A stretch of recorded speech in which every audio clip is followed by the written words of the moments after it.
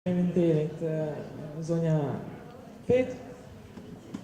Ligjërata ime do fokusohet në elementet e komunikimit terapeutik dhe mënyra e implementimit të aspektit teorik në praktik. Fillimin e kësaj ligjërate do e filloj me një thënie të Mark Twain, e cila thot: diferenca midis fjalës së thënë sakt dhe asaj që është pothuajse e sakt është sikur diferenca në mes të dritës së xixëllonjes dhe dritës së vetëtimes. Se sa është i rëndësishëm komunikimi në relacionin infermier-pacient, përmes kësaj thonje po tregohet edhe relevanca e komunikimit duke u fokusuar relacionin infermier-pacient. Nëse i referohemi aspekteve të përgjithshme të komunikimit, e dim që komunikimi është realizimi i një bashkëbisedimit në mes të infermierit dhe pacientit. Nëse e shikojmë kontekstet e përgjithshme të komunikimit, e dim që elementet e komunikimit janë komunikimi verbal dhe komunikimi jo verbal. Se çka është komunikimi verbal? Komunikimi verbal është komunikimi me anë të shkruarit dhe të folurit, përderisa komunikimi jo verbal është komunikimi me anë, do thotë, të gestikulacioneve, duke filluar nga gestikulacionet e fytyrës, e dim që vetëm fytyra e interpreton 10 ndjeshmëri të pacientit, zemrim, pikëllim, lumturi, hobi e të tjera, do të thotë klasifikimi i përgjithshëm i komunikimit, pa inkorporu në relacionin infermier-pacient, në kuadër klasifikimit të komunikimit verbal dhe jo verbal. Statistikat e fundit kanë rezultuar që shumë i besueshëm, po është komunikimi jo verbal në krahasim me komunikimin verbal. Pse? Komunikimi verbal edhe mund kontrollohet. Komunikimi jo verbal shumë vështirë mund kontrollohet. Andaj, qëllimi i zhvillimeve të hulumtimeve tona është që infermieria kosovare është kjo. Tani, infermierët tanë kanë filluar të vedisohen që pa tjetër në pjesën e praktikës duhet mu inkorporu një mori teorish. Çfarë ne si infermier mund të ndryshojmë, ka kalu koha kur kemi folë për kualitet për kujdes shëndetësor, se çka është kujdesi shëndetësor. Tash flasmi për kualitetin e ofrimit kujdesit shëndetësor. Edhe një pikë shumë e rëndësishme në ngritjen e satisfaksionit pacientëve është edhe rregullim apo arritja e besimit infermier-pacient. Komponenta e parë është komunikimi.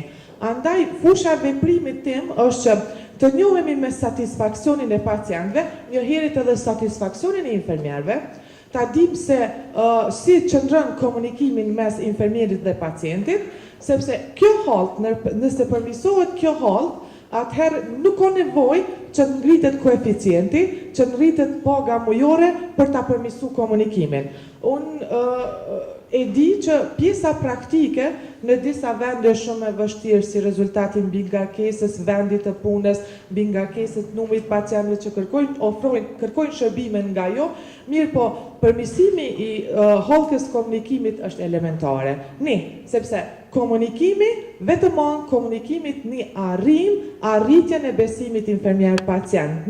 Vetëm anë të komunikimit ne mund të observojmë pacientin, vetëm anë të komunikimit ne mund të realizojmë edhe procesin e kujdesit infermieror, me anë të komunikimit ne marrim një anamnezë. Ma herët kur është shpjegu se anamneza infermierore e kanë marrë tabu se është vetëm anamneza mjekësore. Po, është edhe anamneza infermierore që kuadër plotësimit të asaj anamneze plotësohen 4 lloje të dhënave, që janë dhënat objektive, subjektive, historike dhe aktuale. Rëndësia e komunikimit është qendrore në arritjen e besimit infermier-pacient, është qendrore. Nuk po e them unë, po e kanë thonë shumë teoricianë edhe shumë hulumtues konkret me hulumtimet që i kanë zhvilluar. Çfarë është tani aktuale është teknika, folëm për në aspekt përgjithshëm të komunikimit. Mirë po, elementet e komunikimit terapeutik në infermieri. E dim që infermieria është një shkencë eksakte. Realizimin, ofrimin e kujdesit tek pacienti i inkorporon në një mori dek të tjera, si aspekti fiziologjik, aspekti filozofik, psikologjik, sociale të tjera. Mirë po, çka është jashtëzakonisht e rëndësishme, që infermieria më herët dëgjova është e vërtet që Florence Nightingale e ka përshkruar se infermieria është një art. Mirë, tani infermieria është një shkencë që ofrimin e kujdesit tek pacientit inkorporon teoritë holistike. Një herët fusha infermierisë, shkenca e infermierisë është një profesion autonom, i pavarur, i ndërvarur me profile të tjera. Dhe pikrisht implementimin e elementeve të komunikimit infermier-pacient apo elementet e komunikimit terapeutik infermierja nuk guxon që ta pyet mjekun se a mundem t'i tregojmë këtu dhona se duhet ta dimë fushën tonë që ne mund ta zotrojmë. Elementet e komunikimit terapeutik janë 21 elementet komunikimit terapeutik, por për shkak kohës unë i kam strukturuar disa më të rëndësishme, e cila është dëgjimi aktiv. Ne e dimë se dëgjimi, a mund të realizojmë një komunikim pa qenë dëgjuesi në mënyrë aktive? Pse ne e japim një feedback pacientit se jemi duke ndëgjuar? E pikrisht këtu i referohem tash komunikimit jo verbal. 65% të pacientit shumë i beson komunikimit ton jo verbal, çka do të thotë lëvizjeve tona, të fytyrës, pozicionit ton, se sa me atë çka ne flasim. Një komponente esenciale në modin e dhënave të pacientit dhe dhënien e një mesazhi te pacienti është të dëgjuarit aktiv. Një komponent tjetër është vrojtimi. Se çka është vrojtimi? Vrojtimi duke komentuar se si një person tjetër duket, flet ose vepron. Ne kur dojmë të japim një mesazh te pacienti, ne vrojtojmë atë pacient paraprakisht dhe arrim një përfundim që, sidomos vrojtimi aplikohet kur kemi aplikimin e teknikave invazive tek pacienti, ku konform stilit të jetës pacientit e tjera, ne edhe i planifikojmë ndërhyrjet tona infermierore, qoftë në mënyrë autonome apo të ndërvarura nga profile të ndryshme. Duke treguar ndjeshmëri, inkorporimi i këtij elementi duke treguar ndjeshmëri është që i referohemi infermieria, një ndër rolet primare të qenurit infermier që na e siguron apo na obligon edhe kodi deontologjik i infermierëve. Parimi i parë i kodit deontologjik i infermierëve na sugjeron që respektimi i pacientit si qenie njerëzore dhe e dyta respektimi i autonomisë. Duke treguar ndjeshmëri tek personi, tek pacienti, këtë rast, ne i japim mundësi pacientit që të jetë autonom në dhënien e mendimeve dhe marrjen e pyetjeve, sepse gjatë një bashkëbisedimi që ne bëjmë me pacient, ne i parashtrojmë një mori pyetje, duke filluar nga pyetje të hapura, pyetje të mbyllura, pyetje provokative në disa raste, pyetje krahasuese, pyetje suggestive e tjera. Duke treguar shpresë, pa marrë parasysh sidomos roli i komunikimit infermier-pacient kur prognoza e natyrës së mundjes së atij pacienti është jo e mirë. Siç duhet qëndroj infermiera dhe sa informata duhet i jep infermiera në këto raste. Asnjëherë është parim, do thotë është protokoll. Asnjëherë infermiera nuk guxon që të e mbështes pacientin në një rrugë pa zgjidhje. Çka do thotë në një rrugë pa zgjidhje? Çdo herë tek pacienti duhet i referohemi që ende ndoshta ka mundësi në përmirësimin e aspektit patologjik, edhe nëse ne e dimë, edhe nëse jemi në kujdesin paliativ, e dimë se ç'është kujdesi paliativ. Por rastësi nuk duhet ta pranojmë për pacientit që nuk mund të ketë zgjidhje për ofrimin e një kujdesi maksimal të ai pacient. Duke treguar humor, edhe inkorporimi i sekuencave të humorit gjatë bashkëbisedimit infermier-pacient është jashtëzakonisht e rëndësishme. Mirë po, tash edhe përdorimi i këtyre sekuencave duhet të ndikohet nga natyra e komunikimit që ne realizojmë me pacientin. Por në disa raste, tregimi ndonjë sekuence të humorit e pavarëson pacientin që ta tregojë atë opinionin e plot dhe të realizojë një moroi pyetje, e dim që pacientët bëjnë pyetje rreth natyrës mundjes, trajtimit, prognozës e tjera. Një element tjetër është i rëndësishëm në kuadër komunikimit terapeutik është edhe shprehja e emocioneve. Duke u dhënë mundësi pacientit që të shprehë emocionet pozitive, i jopi mundësi që ai pacient jetë autonom duke shprehë edhe emocionet e tij negative. Duke përdorur prekjen. Prekja terapeutike.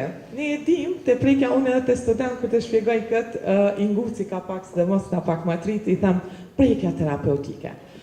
Ne distanca private, distanca sociale dhe kolektive. Shembull në këtë lloj distance e dim se sa është distanca. Mirë po, infermiera në ofrimin e kujdesit të një pacienti, të teknikat invazive, kolegët e thënë distancën intime, si e plasojnë një kateter, si e vendos një kanil, do thotë thehet distanca intime. Mirë po, çdo herë merret pëlqimi para prak. Teoria sugjeron edhe në obligon që prekja terapeutike, sidomos mbajtja dorës pacientit, është jashtëzakonisht e rëndësishme që i tregon solidaritet me pacientin. Në disa raste prekja ka kufi. Nëse infermieri është të njëjtit moshë me pacientin, nuk indikohet prekja.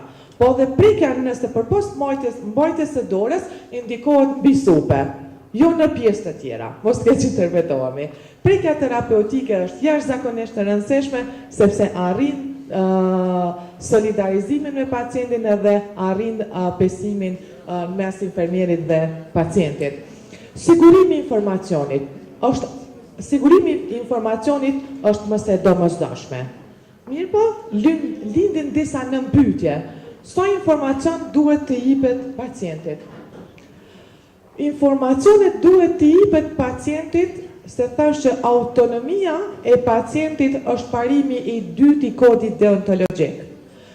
Informacioni i jepet pacientit aq sa pacienti është në gjendje të kuptoj informacionin që më dhën, aq sa pacienti është në gjendje që të mbajë mend informacionin e dhënë, edhe aq sa pacienti është në gjendje të interpretoj. I marrim dy kontekste radikale, pozitive e negative.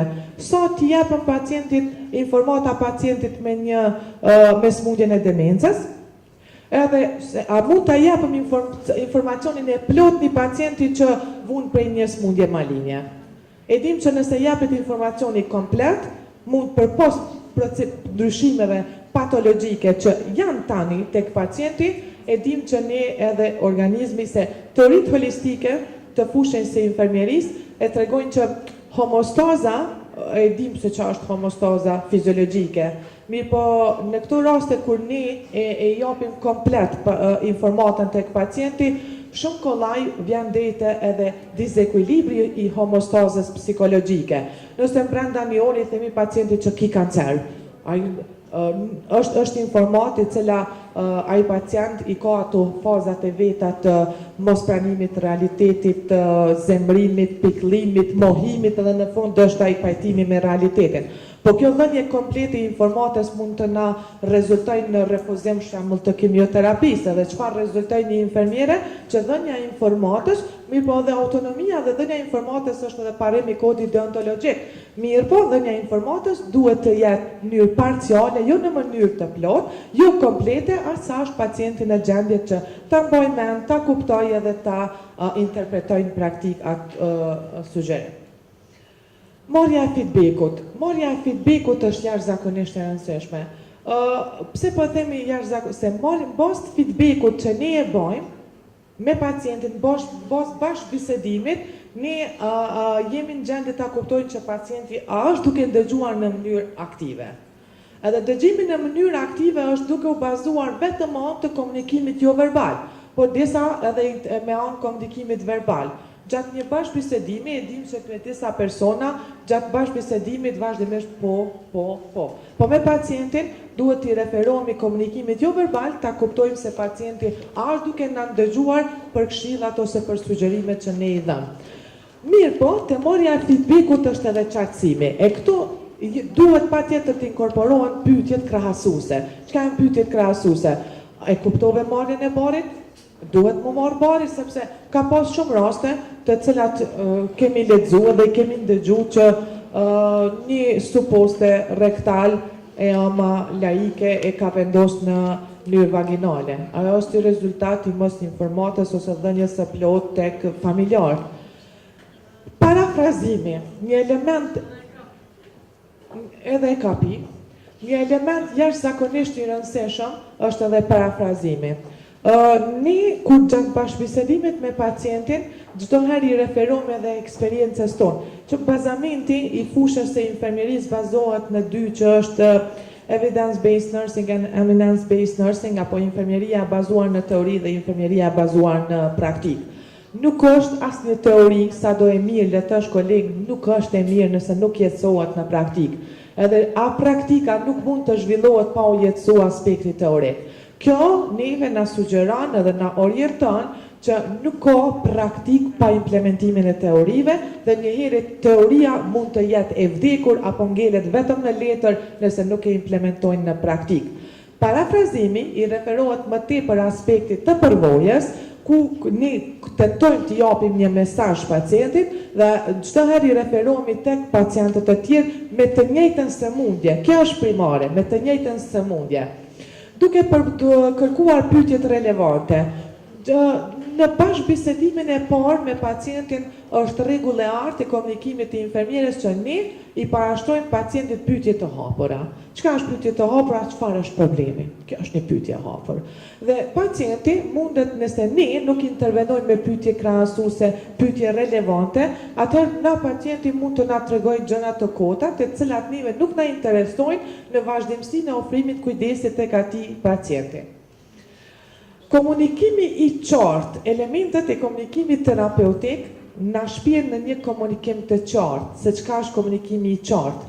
Komunikimi i qartë ka të bëjë me dhënien e gjykimit personal, gjykimi, s'po them para gjykimi, po gjykimit personal të aspektit tonë profesional, pa drejtuar ndonjë kritik të drejtë për drejtë tek pacienti. Dhënia mendimit është një analizë e veprimeve ose sjelljeve që japet nga vëzhguesi në ndihmë përmirësimit të diçkaje ose dikujt. Elementet e komunikimit terapeutik në infermieri i kanë largu përdorimin e pyetjeve ti. Edhe çfarë rezultojnë përdorimi i pyetjeve ti. Qoftë në një komunikim kolektiv, qoftë në relacionin infermier-pacient, kjo është zëvendësuar me shprehjen ju. Sepse kjo rezulton, përdorimi i këtyre pyetjeve me ti dhe unë, rezulton që ecuria e komunikimit të jetë ma tendencios dhe ma acarues në relacionin infermier-pacient.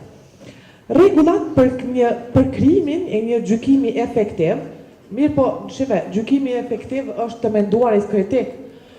Kur ne zhvillojmë të menduarit kritik në kohën e diskutimeve, e dim që nuk guxojmë që të përdorim fjalë popullore, zhargonet përditshme, po gjykimi efektiv apo gjykimi kritik, të menduarit kritik, duhet të bazohen vetëm në fakte, në teori, në libra, në ulëmtime, botime e tjera. Do thotë, të krijuarit e komunikimit, gjykimit efektiv duhet të jetë përshkrues, duhet të jetë jashtëzakonisht konkret, konstruktiv dhe i balancuar dhe duhet të jetë i vlefshëm.